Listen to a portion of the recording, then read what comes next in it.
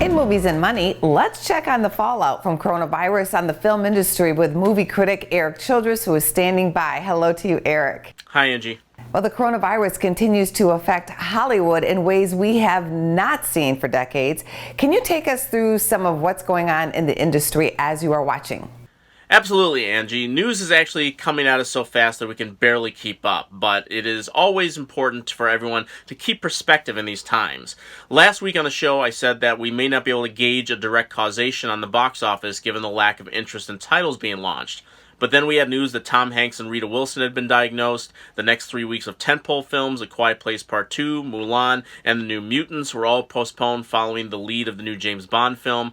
Theaters began implementing measures of social distancing by reducing the capacity of their venues by 50% or more, thus resulting in the lowest box office weekend since the late 90s. The new films underperformed even the lightest of projections. Every holdover in the top 10 dropped between 61 and 73% in business from the previous weekend. And then on Monday, not a single film in theaters grossed $1 million, and the industry is now really beginning to sit up and notice. That includes some radical new measures, which some are seeing as a potential shift in the way films may be distributed in the future. This is one of those pump the brakes moments for everyone who believes we are seeing the new normal here. Yes, it is true that Universal is taking a step that many are applauding in this time of isolation by offering some of their recent theatrical releases available for home streaming starting this Friday. The Invisible Man, Emma, and last week's release of The Hunt will all be available for on-demand services to rent for a 48-hour period for a price of $19.99.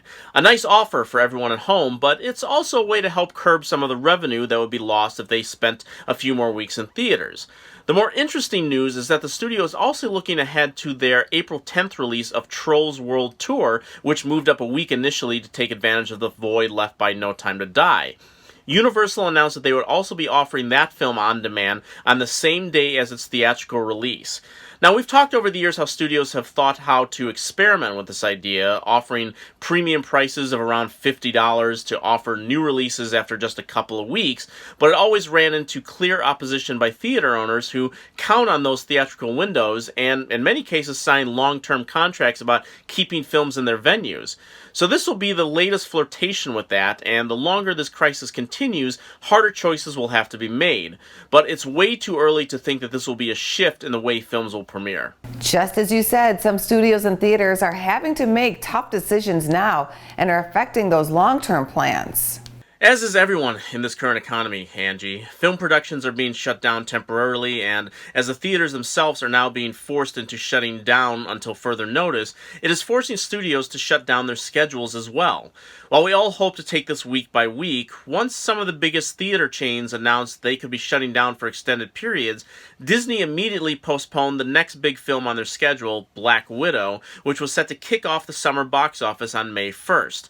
Now, given their long-term plans for their ongoing Marvel series, that could cause further delays well down the line. But in the short term, we are seeing a number of independent movies take themselves off the schedule as well. A24 is removing their critically acclaimed First Cow from theaters and plans to relaunch it later in the year. Lionsgate just announced new delays, including their May releases of Run and the new spin-off in the Saw franchise, Spiral, with Chris Rock and Samuel L. Jackson. All that with the removal of Fast and Furious 9 has left the month of May with about half of the films originally scheduled.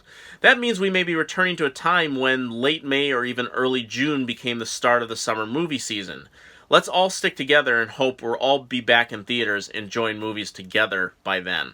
Well, we won't be taking going to the theater for granted anymore, that's for sure. Thank you, Erik. For more Business First AM, check us out on social media. We're on Facebook, YouTube, and Twitter. And go to businessfirstam.com for where to see our show on TV.